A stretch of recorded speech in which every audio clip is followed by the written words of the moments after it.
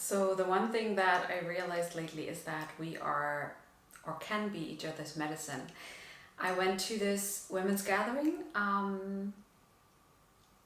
last week for 4 days, 5 days, and I've never been at something like this before. So you gotta imagine that more than 100 women come together, and actually, I didn't even know really what to expect. I mean, and my sister asked me what that place is that I would go to, and I couldn't really describe it because all I knew was that it's a place where women come together and hold space for each other.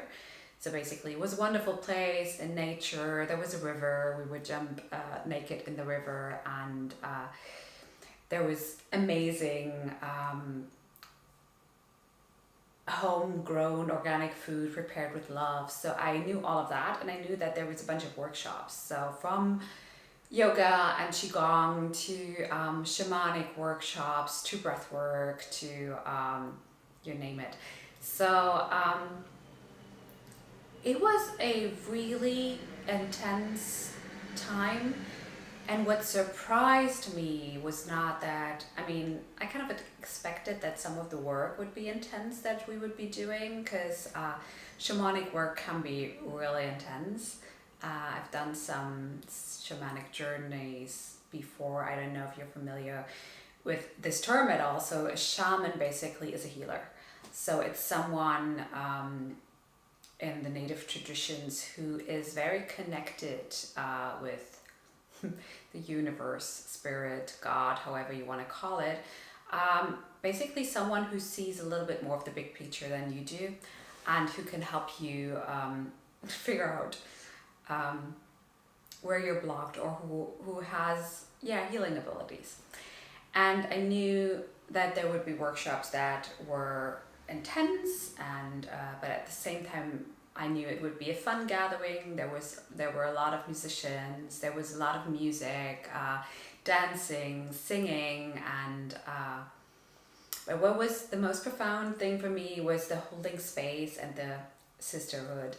And I actually, sisterhood is a beautiful thing. I wanted to say I don't like this term, but there is a certain energy when women come together and share and open up, and especially women who are there for a certain reason. So in the, normally we compete, we compare, we judge. In this world that is so dominated by male principles or patriarchy, if that says anything to you. So it's basically a world where you have to constantly do and be something and be better and be stronger and be more this or more that, more beautiful, more rich, whatever. So it's a world where you compete a lot. And this is a very masculine principle when you look at older Eastern traditions. Like there's yin and yang in Chinese philosophy, or Shiva and Shakti in the Indian culture. So it's polar energies, and neither is good or bad. It's just that masculine energy is more do and more driven, and feminine energy is more receptive and more flowing and receiving. And what happens when women come together is that we actually start opening up and flow more and share more and receive more. And what I realized at this gathering is that we can be medicine for others and for ourselves when we actually allow ourselves to be seen, really seen, and to talk our truth. And so often in this world we don't do that because we fear that we will be judged when we, like, I always fear that I would be judged if I open up and talk about stuff like this. Oh my God, she's into, she's talking about energy and about philosophies and about women's gathering and all that weird stuff. But yeah, I study ancient philosophies for years and years and years. And but there is this fear of judgment, and I grew up with my parents were always very worried what others might think, and this fear has been deeply engraved in my brain, and I'm not the only one. Most of us try to keep up an image in this world. We try to look a certain way, be a certain way, and be seen as a certain way. Like as the doctor has a certain image, or the journalist has a certain image, which I know, or or also a woman has a strong woman has a certain image. So we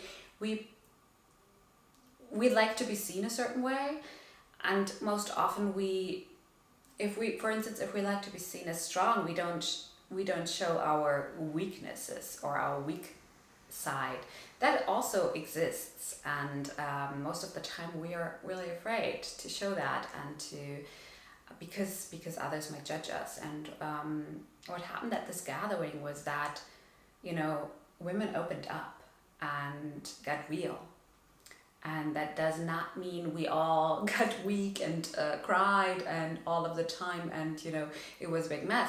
Yes, there was crying and there was lots of vulnerability, but it was actually super amazing and super healing to see and magical, because you would hear stories that made you feel not alone. I was always guided to people or places that I had something in common with, and that either told me something that I needed to hear, or I felt like when I really shared my story, things that you don't usually talk about, it gave them a message, so they needed to hear it, so they could relate and say, hey, I'm not alone. This is not just me. And I believe there is power in really sharing openly, authentically.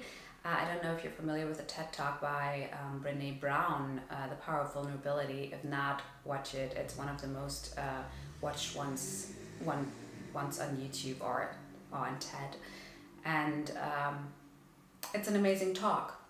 And there's actually a lot of strength in being able to share your shit and to not care. And that does not mean that I do not care what others think, but I know that whatever anybody else thinks is none of my business, because I cannot control it anyways. And if I try to please everybody by being the way I believe they want me to be, or by saying the things I believe are appropriate, I will always censor myself, and I will never be myself. And that's a thought that I really don't like, because I actually really like who I am, and I want to live the way I am. And so some of you watching this video, for instance, might think, oh my god, she's a weirdo, and there's this fear in my head. But I know that, if you think that, it's basically, ask yourself why you think that way. So where are you holding back? Where are you not expressing who you really are, what you really want to say? Where are you not really showing the part of yourself that you think you might be judged? And if this is just not your thing, hey, totally okay. But that's just a little thought that I wanted to share with you. And it's not just about women coming together, holding space. There's definitely power. That is when women come together. That is something that I realized during those last days, because it creates a certain atmosphere. And I really think that there's also a certain atmosphere if men come together and share, because we are different, and we think differently, and most of the time we don't understand how the other one feels or thinks. And amongst women, we understand better, and I think men understand each other better. And but we can learn to understand each other if we wanted to. and I really hope we do. That's my thought for today, and I'll leave it with that.